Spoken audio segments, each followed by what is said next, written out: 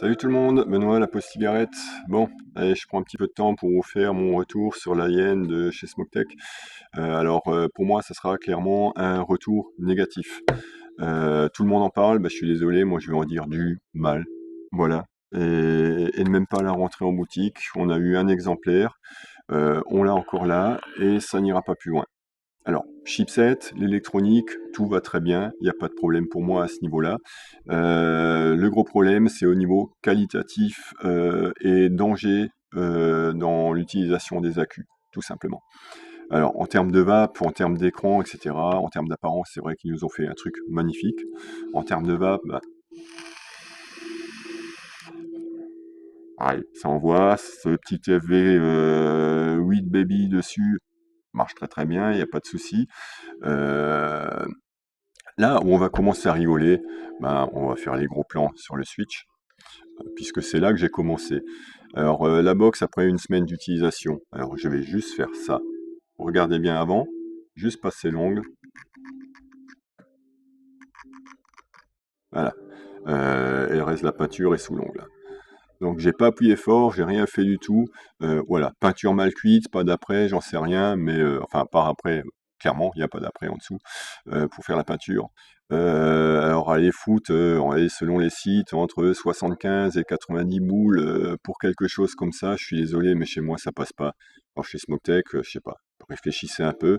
C'est joli, ouais, mais c'est joli combien de temps? Voilà.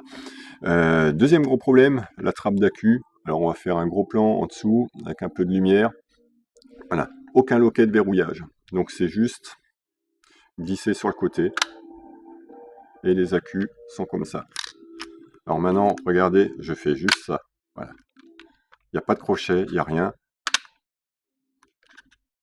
Alors, quand on connaît les dangers, tous les accidents qu'on a, hein, 95% des accidents facilement, c'est les problèmes d'accus qui sont dans les poches, avec des objets métalliques ou des choses comme ça, ou des accus qui tombent au sol et qui se déforment et puis ils font un court-circuit interne. Je suis désolé, mais quand il suffit de... Allez, je la pose sur la table, voilà, je la relève, les accus sont cassés la gueule. Euh, je suis désolé, mais je peux pas vendre ça, je peux pas mettre les gens en danger.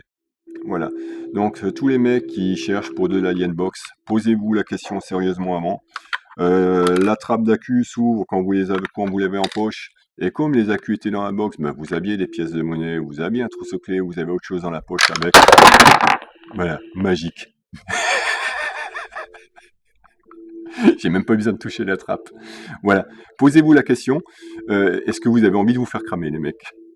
Voilà. Alors je pense que je vais même pas revenir sur les stats du matériel, je vais même pas pousser plus loin. Voilà, l'Alien Box de chez Smoketek. Alors les mecs, si vous voulez une double accu chez Smoketek, parce qu'ils savent faire du bon matos, prenez la G-Prive. Voilà, prenez la G-Prive. Alors c'est pas avec le réservoir là, c'est avec le TF V8 Baby, Big Baby qui mettent dessus. Alors il y a encore plus de capacité, ça tombe bien, on peut l'utiliser.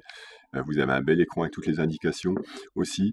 Et là, pour arriver à sortir les accus, il faut le faire exprès. Regardez-moi ces beaux magnettes, 4 gros magnettes ovales, les accus qui tiennent.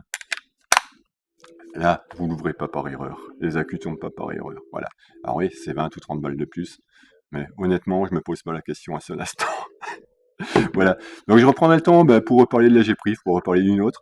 Mais je crois que pour la hyène, c'est fini. Au revoir. Allez, retournez sur votre planète.